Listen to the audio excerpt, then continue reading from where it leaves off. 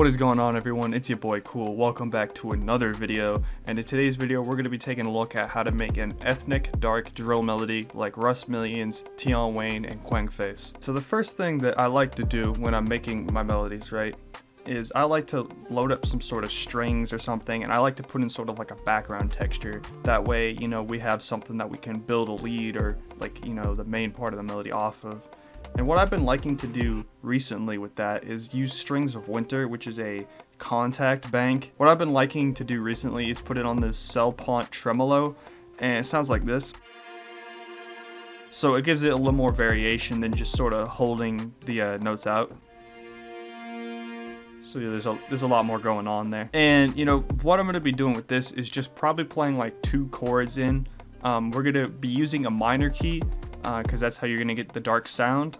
And we're probably going to be going, when we do the lead, we're going to be using the harmonic mode, which makes stuff sound more foreign, more ethnic, more sort of like Middle Eastern.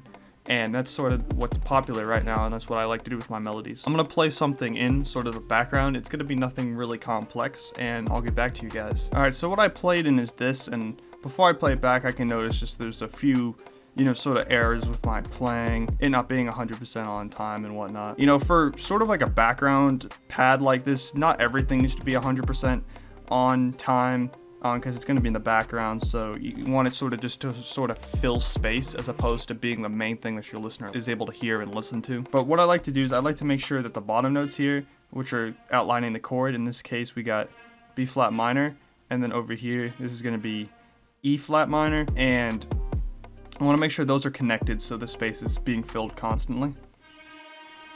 So I'm going to make sure all this is on key, or on beat rather, and I'm going to drag these out. Once I got them dragged out, I can come up here to line to make it easier, and I'm going to be doing shift right click to snip the ends off so they do not overlap with each other. So you'll notice it more on the end here. I do that and it cuts off the ends. So that way we're left with this. And I also noticed I'm missing the last one of these here at the end.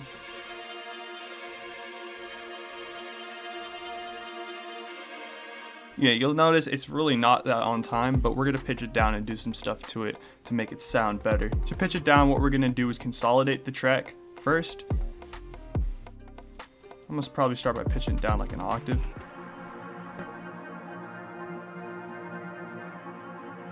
It's already sounding a lot more dark and warped and stuff. I'm going to pitch it down like maybe 1 more, but I'm not going to pitch it all the way down. You'll notice in the top left it's only 93 cents as opposed to the 100 to fully pitch it down. And that's going to make it sound a little more, you know, out of key, a little more warped. And it's going to make it sound more authentic as opposed to, you know, us generating it in. Alright, so what I've done is I've just looped the 8 bars here because we're going to go and play in a lead now. I'm going to get to effects later, but right now we're going to find a sound to play in a lead. Normally what I like to do is I'll grab something like a flute or something, or some sort of like ethnic sound like that, and I'm going to show you what I've picked out for this one. So the sound that I've chosen is this Nay from the Discover Series Middle Eastern pack, and it's basically a flute. It sounds something like this.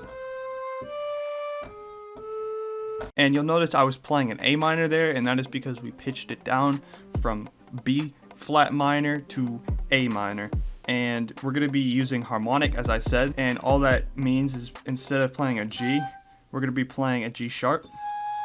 You can still have the G in there, but you know, I like to stick with the G sharp because it makes it, you know, sound more foreign, more ethnic, and more Middle Eastern. So what I like to do for this is I'll like to just sort of like freestyle almost, like improvise something to, you know, play in on top of the chords that we already got.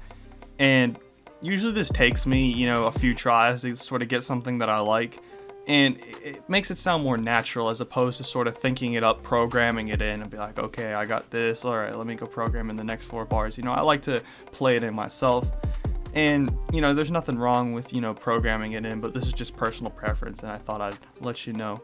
So I'm gonna go play something in, and I'll be back. Alright, so this is what I've played in here.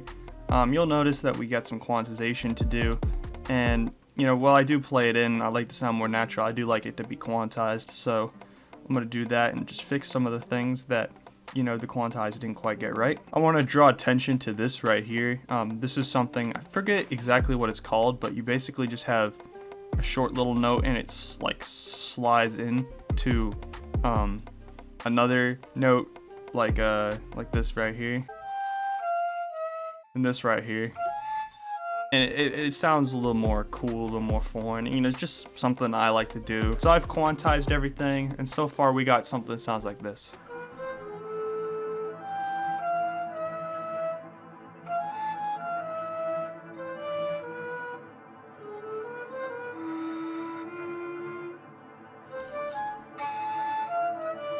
And it sounded a little rough right now, but trust me, when we're done with it, we're gonna have something that sounds crazy. The next thing I like to do is I like to load up SRS Orchestra, and I'll grab some bass strings. This time I'm gonna be using the thick basses preset in there. It sounds something like this. I'm gonna pitch it down a little bit though, like that.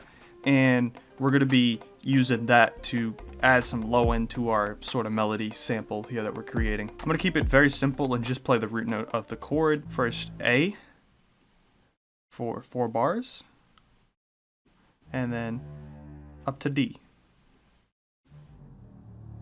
Yeah, I'm gonna have it go up to D, not down. Trim the edge, and we got the bass. When it comes to mixing everything, what I like to do is make sure that the background bass and the strings don't clash. So this is the strings here. I'm gonna add a little bit of a high pass on that. And I'm gonna put RC20 on probably everything except the bass. I'm a big fan of RC20. Really been using that a lot recently. Alright, when it comes to the lead, definitely going to be slapping some RC20 on that, make it sound a little more older, a little more warped.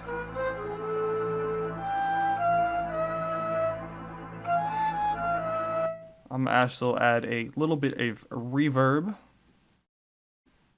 just some stock reverb. I actually ended up going back into Kontakt and changing the lead sound to this duduk from let me scroll down for the bank. Ethno World 6 instrument bank, and it sounds like this. I just thought that sounded better than the other flute because there's like some attack issue on the other flute where it was coming in later, and I just didn't really feel like fixing it, to be honest. Alright, so our final sample right now with the changing of that lead flute sounds like this.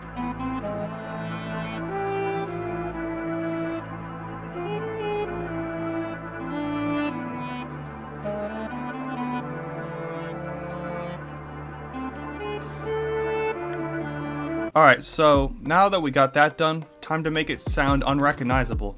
What we're going to be doing is dragging everything up into track 1, and we're going to consolidate it from track start, and this is where the real magic begins. Alright, so now that we got everything consolidated, we're going to be double clicking on the sample, and I'm going to open it in a new slicer channel. I prefer to use slicer as opposed to slice X, but you know, to each his own. And now what we're going to do, instead of setting the BPM to the project BPM, which is 130, we're going to drag it down to 65, which is half of 130. The reason why I bring it down to half of the project file BPM is that it gives us longer slicing as opposed to having it cut something like this, which would be the beat setting on 130. I like to have it cut like this, so that way we have longer slices.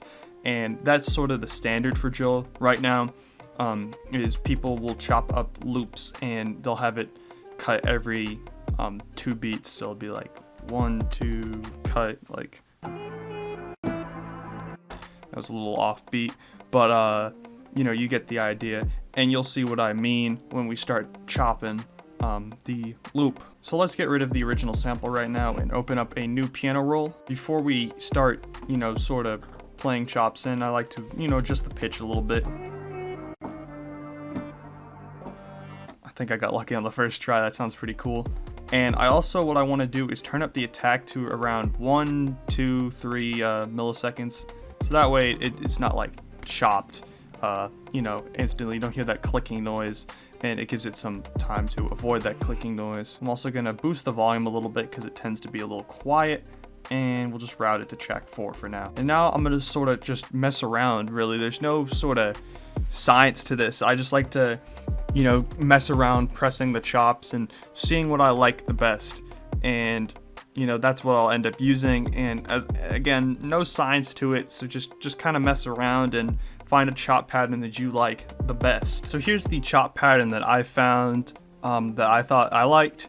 You'll notice that on the first and the third bar we're repeating the same 2 chops, and that's something that I like to do. I like to start off with, you know, 2 chops and then go and do something else and then bring it back. That way you don't have like a super duper crazy melody. You know, you want to keep your melody somewhat simple, so that way it's easy for another producer to put drums on it. You know, if the melody's doing something super duper crazy, it may be a little harder, and also it leaves room for the rapper to, you know, do some work on it. Third, which I think is the most important thing, you have a catchy melody. If it repeats more, if it has like a simple sort of, you know, layout, it'll be easier for the melody to get stuck in people's heads. And, you know, getting a song stuck in somebody's head is, you know, the way to make it go big and the way to make a really catchy and, you know, popular songs. You know, that's just my reasoning for keeping stuff simple, and I'll shut up and play the melody for you.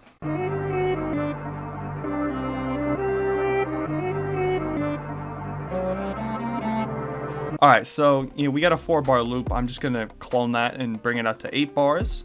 And, you know, now that we got that done, I'm gonna just bounce it out again to a audio file. Now that we got that, just gonna make sure we set it onto stretch, because I want to speed it up to around 140 BPM, like 138 to like, you know, 140, 144. It's sort of the sweet spot for those Russ Millions, Tion Wayne, Kwengface type beats. So, you know, you have it around there. And I'm just to mess with the pitch a little bit to see if I can find something I like better. So you'll notice when I set the pitch up, again, I'm not going to be doing exactly, you know, 100, 200 cents, which is, you know, the equivalent of pitching it up a semitone or 1 note on the piano. Instead, I'm going to be doing, you know, close to it. So, you know, we have a little bit of warping and, you know, somewhat not on key. Now that we got that done, I'm going to put some effects on it before adding some final stuff. The first thing I'm going to be adding is RC20, because I love RC20. I like to have a little bit of wobble. We'll see if it needs distortion or not. And I just keep the magnetic on. I really don't know what it does, but, you know, everything sounds good coming out of RC20, so.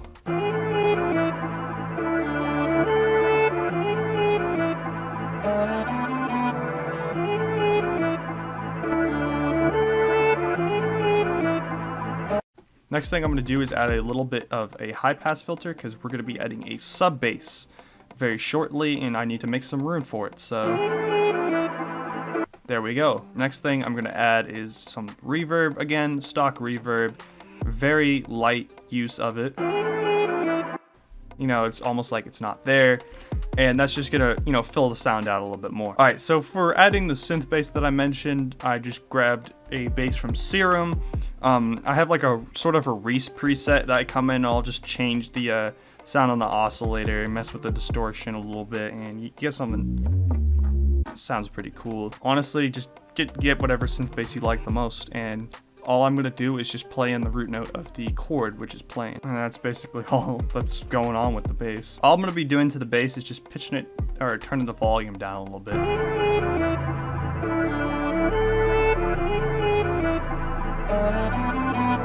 The last thing that I like to do when I'm adding my melodies is add some sort of counter melody, some sort of like lead that you can bring in during choruses and whatnot. And today I decided I want to use a piano, and more specifically the Nora piano, which is one that I recently downloaded. And I really love the sound of this piano. I have the emotional felt preset from the felt, and we're play something in. I'm not going to do anything complex. Probably it's going to be, you know, like half notes or something like that. So I'm actually just going to click it in as opposed to playing it in, just so I can keep it simple. I sometimes get a little carried away when I play stuff in on my MIDI keyboard, so let's just mess around with it. Alright, I'm going to add just a few effects onto this piano. First thing, just going to add some light EQ, light little low pass, some high pass, cut out the lower frequencies, and you guessed it, RC20 is next up. I'm going to turn off the distortion, turn off the noise, just have a little bit of wobble. And then I'm going to add some reverb. Gonna do a little more reverb because I want to make it sound a little more spacey and ambient. Make it, stand out a little bit. And yeah. All right, so we're almost done with this loop. One of the final things we're gonna be doing is arranging the loop. And I'm gonna copy this out so it reaches 12 bars real quick, because I like to have 12 bars of stuff playing together. And what I'm gonna be doing first is I'm gonna be dropping out the lead. We'll bring the lead in for the second 8 bars, and then we'll cut out the bass, so that way we got a little bit of everything. I like to stem stuff out because, sometimes as a producer, when I'm using loops and I hear stuff come in and drop out, it gives me inspiration. And that's what I want to do with people that use my loops. I want to give them inspiration to do stuff with them. After we have our 12 bars, I'm going to start stemming everything out. You got to make sure, listen to the end here and make sure that all the reverb dies out before we come in with the stems, because we want our stems to just be the instrument that is playing as opposed to reverb from other stuff. So let's take a listen, make sure that everything cuts out. We can actually move this forward. Yeah, I think we got enough room there. And that means we should be able to do everything like that and have plenty of room on the end there. The final thing I'm going to be doing for this loop before it's ready to export is making sure the volume is good on it. I like to have my loops hanging around the 0 dB mark here. That's where they're nice and loud so people can hear them, when they're scrolling through, they won't need to turn up the volume. Is something I've been guilty of not doing in the past, is not turning up my volume of my loops, and I still sometimes forget to do it. But it's a good thing to get in the habit of doing, because a louder loop and louder stuff just sounds better a lot of the time. So let's see how good we are right now. And it looks like we don't need to turn anything up, but if I were to turn something up, I just use the limiter. I come in here and I just turn the gain knob up a little bit. Alright, so I've exported the loop, and I just want to point out a few things about how I name my loops to, maybe help you guys stay more organized. First we obviously got the name, then we do the BPM and the key. I know harmonic, for those of you guys who are more into music, harmonic is technically like a mode of minor, but I put it when I use harmonic because a lot of producers, may not be familiar with the minor opposed to harmonic minor, so it just helps out for a lot of the guys. After that, the key, I like to put my Instagram at, so that way it helps people who are using my loops be able to know who made the loop. It helps people stay organized, because a lot of the time people, running through loops tons of times, and it gets confusing, who made what. So it just helps people, track who made your loop. It helps prevent, theft and stuff too. And a lot of times people will, I've actually seen this happen, people will, download loops and then send them, they'll play and they're like, oh look, I got this cool new loop kit from this guy, and they'll send it over to, like their friends or whatever.